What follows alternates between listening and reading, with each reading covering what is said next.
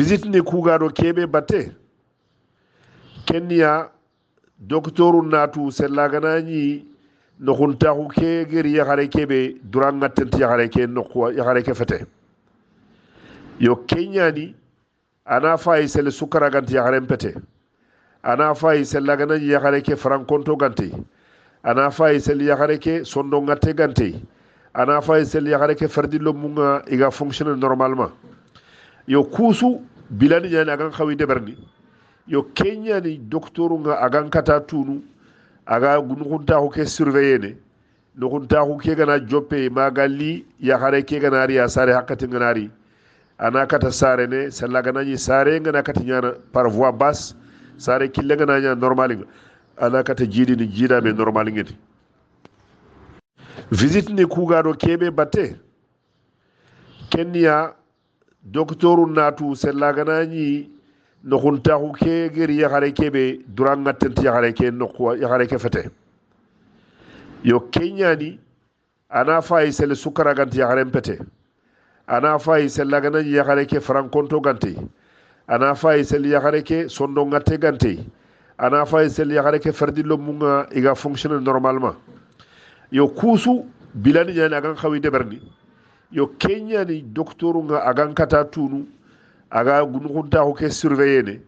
nukuntaxu ke gana joppe magali yaxare ke ganari a sare hakkati nganari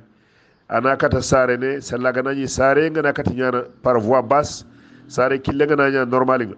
ana kata jiidi ni jiidame normal ngeti rembe ngana taxu ku noxonga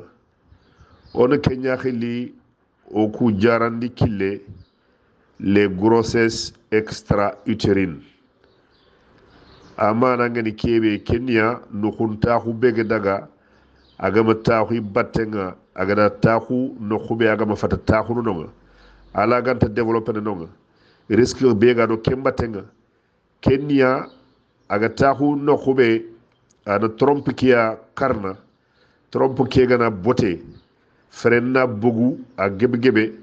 angame girda battenga yakare kela ga fatini kella ga jana sababu yakare ke yonkinga tokay anani no huntaxu ke ama jofe xasu sikki yimme risque fanani kenya yo kebe ngamula nga ka pay kara lada ni yo maxanonga yakare ngana sikkanu no huntaxu aganta telle jarandi kanga fene agatini na toxo noxo ke gama bangeya inte gilli da battenga yo kenno fois ogan xawa walla bawna lada sirefe na toxo ogara kubeni ko kammu risque ni ñani igado no honta humbatte agana jofe trimestre fana ke xasu sikki fonoku yo risque ke ad kia fina pendant le premier trimestre yo badian anke trinene trindi sirsiria ya xare ngana no honta hungutu an xawa ya xare ke menan cigidi no honta humbatte nga fana ana daga visite ni ndebari igana rendez-vous ni bekine ana rendez-vous ni ku ani respecté analyse ni be igi kinne faro fe ken analyse ni nya iga jaranda nan de mana aga nukunta ko ke surveiller sella gana nya gana wori basi gado nukunta ko ke batte ana kade khata ana kata jarana fene kati agari ni tilo juru nga yakare ke kamma wala yakare ke diremme ke kamma ana diga me ko o debu nga waga nokoni beni ono nokulato nya yo jarandi kani be go maka ono kunyaki le poste de santé sorobe ga kum poste de santé no nga kuni infirmier chef de poste nya yo kunga no kunta kunga nari fini ilante kunde berni ilanti yimmen koyni kunga na toko kenga adangini i compétence nya ya xare ngana no kunta kungutu angana daga infirmier no wala sage femme ana fay ana no kunta ko ke surveiller gilli gila jongadi no kunta ko ngana dangi khasu sik fono anare khasu tumi fono ana bilande ber khadi sella gana ni no kunta ko ke ga lemne ki ga khoro no normal nga wala lemne ki ga to khoro normal nga selli ya xare ke watege mo bugu tension ge me bangay wala sukara diabète ge bangay walla wattatana nga bange no hunta ko keno ko nga docteur na kempay walla infirmier na kempay o gana dangi kenno ku onari no hunta ko ke allegri aga allegri no ko be les 3 derniers mois le dernier tiers de la grossesse yo kenno ko wani infirmier ngan kata fayni sella ganani yakare kela ga sare ne tudwa walla ganani yakare kela ganta sare ne tudwa ana kenga ana dangindi katno khube yakare kela ga operena yo antri ndenga do kebe ante man ne sababu yakare nga operene iga césarienne de berni yo fumbe ganyana ken sababu nga agebe nyani ayogo akitene yakare ke imme ala nyana yakaru nyogo ni alla gari taga alla gari lenga ke taga mo xombe lenga ke yurwante fe a bittante ñani ala ino hunta humutu remme ke ga développer ne sare ka ke noxo ka sare hakkati nganari ya xare kelante remme ke bagandi ni na to lenga ke ro xe ñani lemne ke gan xawa ga bakata xotu ñaxo kubeni ogati ni danga docteur kille le bassin osseux anani bassin ke lampunte ñani bassin ke ro xe ñani bassin ke bittante ñani lemine kelanta du bagandi ni migano opéra kenn sababu fana ayogo lemine ke rimo ko nyani lemine ke gari mo xombe bawni no kunta ko ngana wuti anna lemine yogo wori no kunta ko ke falle sare hakati ngana kinye angana radio ndeberi anna ni lemine ke gari ti yimme yo basinte kenga angana wori hakati yogo lemine ke nari to fallu lemine ngarin to fallu o gatini kenanga siège yo siège ngaganañi ya harebe gom do musarene aywa farum panangani angana nukunta ko mutu nukunta ko ke gaje men no khube yegana wori nanti lemine keri te fallunya docteur laytini ina ngopere na to ko risque nyani iganga langa sare ne tudwa fota na idu khadi kella ganyana aywa cause iga césarienne de berni kenya lemine ke gana nirini ado puwa be garini yo lomunu iganta bana mo xombe yogo do kilo ni sikinari wala kilo ni sikino takande me yogo ni kilo ni kergi me ori yaharu ngori iro munga kilo ni kergi baka yo kenganari agana go ya harebe haragana ni alenga kayru wante nyagani remme ke puabe gaya ado puwa kelant dangini docteur nari ana kengo pera ayogo ikitene watu ya harena no kunta hungutu no hunta ko keno ho tension nari ana bange ya hareke anani tension mena iganni yo tension kena kinye no khoyogo angana war ya hareke gana sarati du ala itele tension ke ga fankana aga baka kitendo tanga aga crise ndeberni yo kella ga ya hareke yon kim patindini docteur ngana kengori ala nyana sababu aga tini na ya hareke opera ala nyana khadi ya hare ngana no hunta ko ngutu no hunta ko ke gana daga maga jofe aywa sare hakatinga ana wori nanti ogati ni kebe danga jabet sukaranga a bange ya hare ke no hunta ko no honga akiye no khoyogo il faut ina ya hare ke sarandia igama sarandi ala nyana sababu sukara ke gari ni ya hare ke torono ya hare ke ga bakka kitendo tanga ogati ni coma diabétique yo kenga lemine ke fatindi na ya hare ke ga fatindi docteur ngana ke no khori ala itini ina ya hare ke opera yo kembre adore meke suna kisi yo ala nyana khadi lemine ya hare ngana no hunta hungutu no hunta ho ke gana khoro agana jofe aywa sare bre angana e ko grafinde bari anna wori nanti ogati ni kebe danga khohono to wabun khanne wonata danga placenta anna ni khohono ku iga place no khube i place lemine ke jonya lemine kane igana place lemine kane lemine nga bakati killebe ya hare ke jonga yo kenna suti placenta ke sababu ndanga onati kenna nga placenta previa yo kenga lemine kelanta baka la budda docteuru na opera agana opera anare men bagandi sa rendo remen nakisi ala jana khadi ya hare nganari asare hakati nganari anani ana faranjo kengebe faranjo kenna gobo buru sare ke kane ya hare ke ganari ya ga faranjo kwa gebe o gatini kenna nga hematome rotulo placentaire tension yana kelitini docteuru na fay nanti igana ya hare ke waraga sare na tudu su aganani dugtana no khube kembere faren konti ala jan yakare nga fatini ina nya sababu ina yakare ke opere janka opera ndenga fumbe ga sababu a gebe nyani yo kenga yakare be gana no kunta ko ngutu anga madaga du fay docteur nokku gilli gilla fana ma legere yo kufi dantanto sere lanto kutunu ana nyanga be visite ndebere visite ke manam paydo kuwa batenga anga na visite ndebere yani ina kata kusu walla igana kusu wor nokube yo kembre sare ngan kati nyana timo hombe sella ga nyana normal nya wal ga nyana césarienne nya ina kane khata ina dangindi katti leptano horebe wala centre horebe bloc ngano nga i docteur ni ngano ngi katti opéra ni yo bajan entrinde ke ajabi nunu kuwa aywa bajan yo no guntahu Allah gari sebetinde mo hombe no ko ngana wuti agan xaw développer na ko be ken yakaren ciare kan no ko nyaw gatin kebe da uterus no gonta ko be gana wuti agama nya sare kan no ko aga daga nya no khotana on ke nya khili grossesse extra utérine yo ngana mo gatin grossesse extra utérine ken urgence mpo xore nya urgence mpo xore bawni doktoru agana matei ken cigre ka bani yani agan xawa ga yaxare ke na opéra na no kunta ko ke bagandi aga be kende beri no kunta ko ke gana daga gana kalate trompe ke no nga yaxare ke yon killay bakka dans les 5 ou les 10 minutes minute ni kergi wala minute ni tamino ok donc angana daga jarandika se lagana ni jarandika be opérandi no xugante infirmier wala sage femme ngana ke ngori ana lono ambulance nyano ko urgent ambulance ke gan dangindi ni kat no khube bloc ngano nga docteur gynécologue ngano nga wala chirurgien ngano ila ga ngoperan yo no gonta ko yogo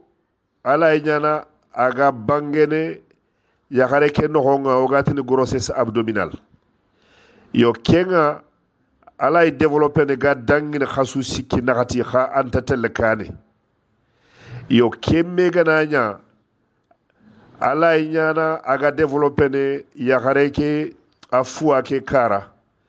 wala ana développer yakare ke aywa intestine kunoho anari aywa kebe o gatine placenta so ni ko gatine khono kunna daga ido no hullo muku wala ido fuake igo développer no kube ido kunnari melime kila gañan yakare nanga sababu yakare ke winga ayon ki nga toqe donc grossesse abdominale wala grossesse extra utérine urgence ñani yo kenyan ci yakare sugana sikadua nanti no gunta hungiya anangiri sasa andaka jarandi kabe ada tinkengeni ina radio be o gatin échographie ina deberi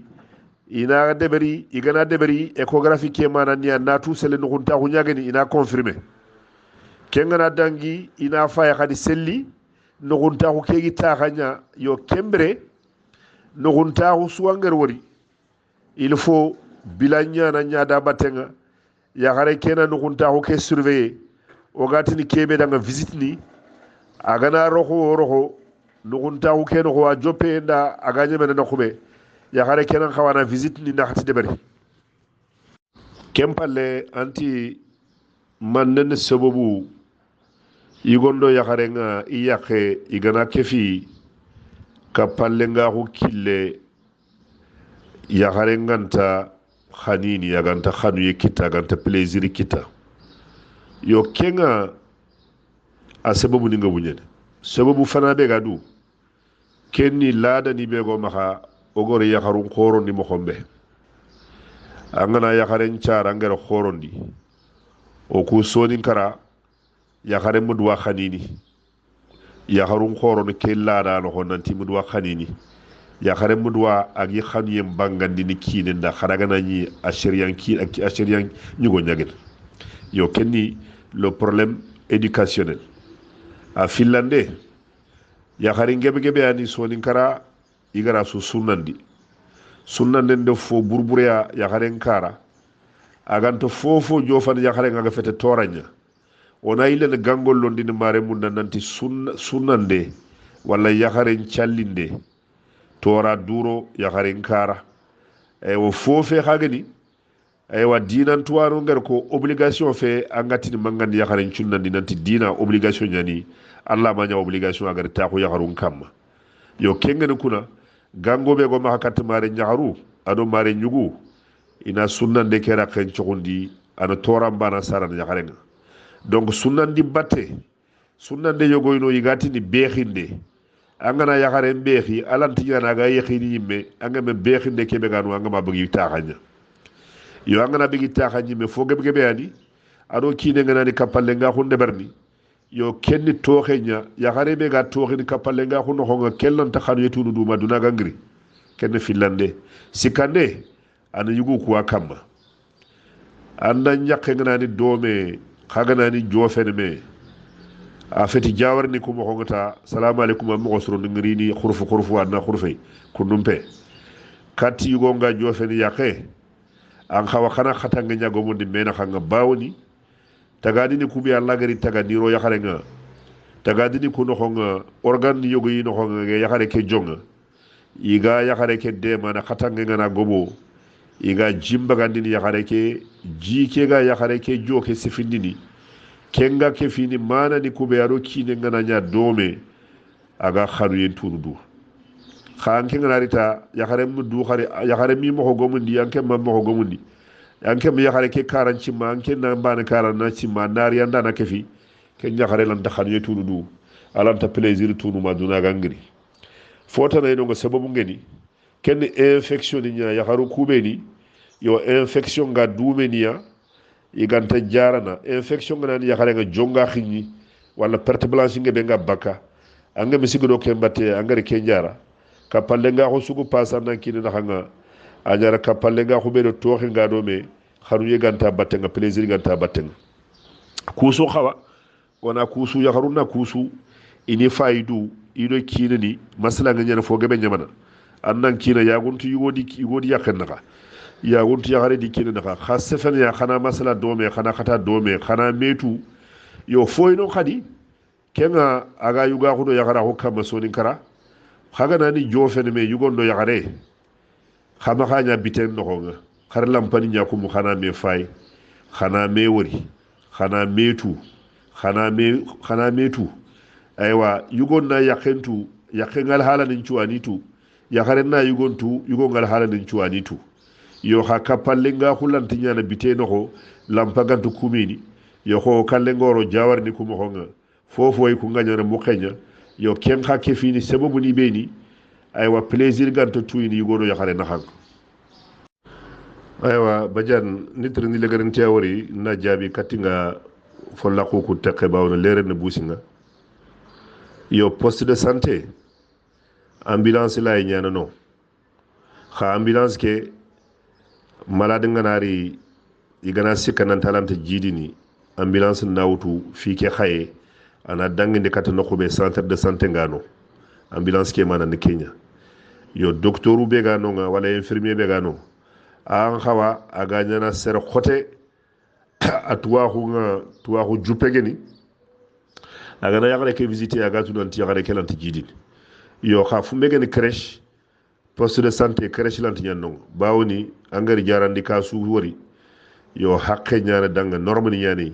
crèche lanti nyana poste de santé no ay ko bloc laganti nyana poste de santé no yo poste de santé a xempene accouchement normal nya fofa gana accouchement dystocique fofa gana accouchement côté nya yo kenga infirmier be gano an khawa ana yaxare ke wutu ana ro ambulance nga c'est la gana nya agar jaran jopa c'est yaxare ke gam jaran jopa yimme ala yiti yaxare ke danga ana wutu ayam pandi maha yaxare ke na wutu ana daga centre de santé ngana khobe docteur ni ngano nga ina kata fayin aywa wassalamu alaikum warahmatullahi wabarakatuh aywa tirindi legarin tebe gayere bawone hakatin pagar businga tirindi legarin tebe ga jabini kenni angare tirinde be rondi aga tangana jidan kille yugo ado yakare naka jida akiteni yugondo yakare nyana kanga jidan balahu ani yugondo yakare nchuwa kamma na toho yakare alla gari tagadini bera a jonga na tagadini bera noxonga agani sare kake do xabanuku xaban xoro kube ogatin auverni xaso su yaxare ngana ro lo juruninga xaban xoro ku xan xaban misoña bagandini kun xaban misowani ido yugo ke a jillo mu ngana gamu iga ñana sababu nga iga ñana jida iga ñana remme yo anga yugo gebe walla meni kebe iga bagandini meni kene jiduroña anani jille mentanoxo yo yigoɓe meni jille megantanoxo nga kellanti jida de berne abadan yardo dunaga gilli agama jara yo yugo gebe idu iganta kentu igantirini jare yaharumbani yagatele docteur noxo igatele jaranden ndeɓer fotana ido ogatini kennanga la cohabitation irrégulière ando yakare ngana yakime anna daga gunne anna sino fili nya gunne anna yakare to kani sino fili gana dangi annari anna khasu fili nya ma khaire khasu fili peti anna khembe ke ngana ilitele gunne nga sino fili yo kenga agana ni khare lo jurganti go kero yakare kesu jida mbala ko ke sababu niya ogatini kebe la cohabitation irrégulière hakkati be khagan khawanya na dome pour jida ngankata sebetini xami ke hakkati xamanya me kamma jidan kotono kenya na ni wattenta xabanan bisu iyo jidan bala hulla nyana aga yakare kamma anani yakare be regil ngantrini timoxo jida lay kotono da yakare be infection ngana duma fetenga yo kaccu kube ga sare kake kara igatene trompe ni filiane foyi tenga foyi nogenga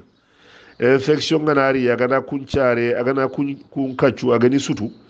yakare la nyana jida ganta nyana jida nga khotono danga gam kenya jar janka jida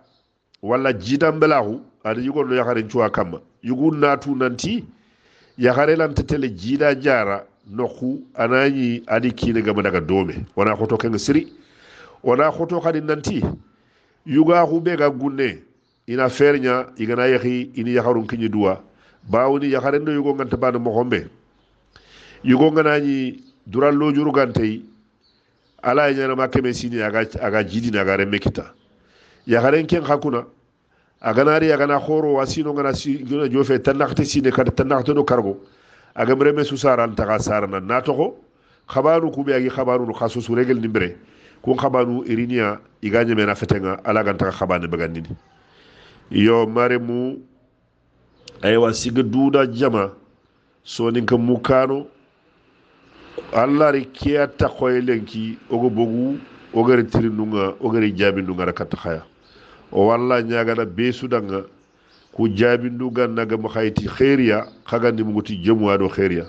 wassalamu alaikum warahmatullahi wabarakatuh yo bajan am pagari tirinde rondi wacca tirindi khore geni ya kharenga fatini remmenga nokhonga abirantengeni i kata manna de berni manna tano maka ogan kata intervention de berni pour na kata lemine ke bagandini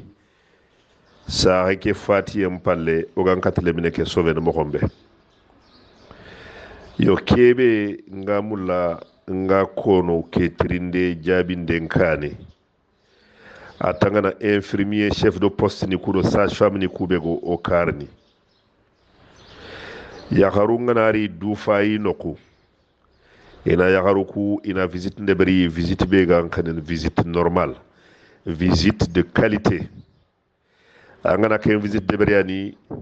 anna kata fongalla angatu nanti ke yagare ganari a ganaro jaranga su jarakela e fo bodo nina yonki anna danginde fene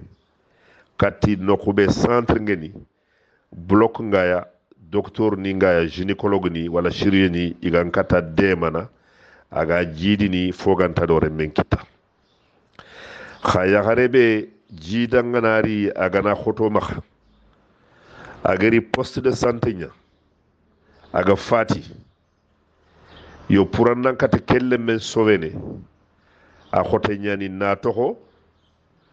tuwano ngari me igari memugo kebe kamma kenya yagarebe ganani jaran noho ageri yonkinga sigi ogatini kennanga arrêt cardio respiratoire anani aywa sonno men taxa drene noxonga a fufo yun cigi minitini kergi kati minitini tammudo kargo bana nan maxa angan katta intervention de berni intervention d'urgence anga lemine ke bagandini par césarienne yaxare ke noxonga anna opéra na remme ke bagandi yo kenga naña poste de santé lante kende berni bawni aywa poste de santé ni ku ilanta opération de berni gynécologue ntononga docteur ntononga laga opération de berni yo tuwano ngari memugo kebe minute ni kergi 5 minutes kunyani minute ni be haqqe anga tunanti yaxare ke kallem palle alla ga lemine ke bagandini anani toragante lemine ke kita ala ga brene normalement saxe ke karfalle bon minute ni kergi gana dangi yogoniti alla e telema minute ni tammudo kargo kha minute ni ku tammudo kargo alla e lemine ke bagandini kha lemine ke gana khar bugu war ni naga tampia bawoni minute ni kergi gana dangi yaxare su dire men naxanga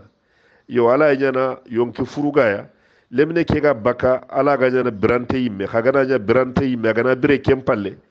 lemine ke lo journu nyani iga système nerveux ke kita bire mo sere ngala gan taga de berne donc kebe o gan kata ko ta kenya césarienne la césarienne per partum, c'est-à-dire yakare ngana ni sare no nga yonki ngi toxay yo minute ni kergi 4 minutes ni tamino kargo kha fo sirsiren ken minute ni ku kergia donc comme kella ganti nyana poste de santé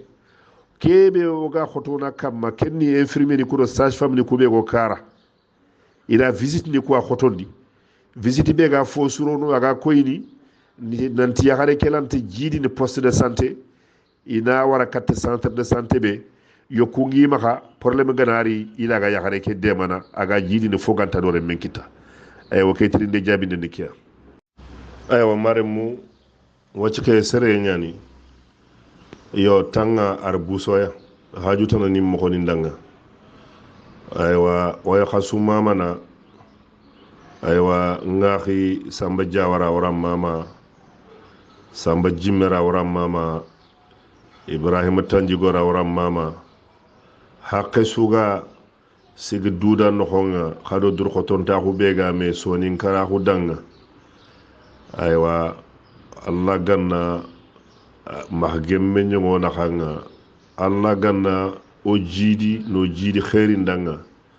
oga mulla sonin ka xuga jo fene no xube allah ganni kitte ka fo maxa sonin ka xugu jiidi nonga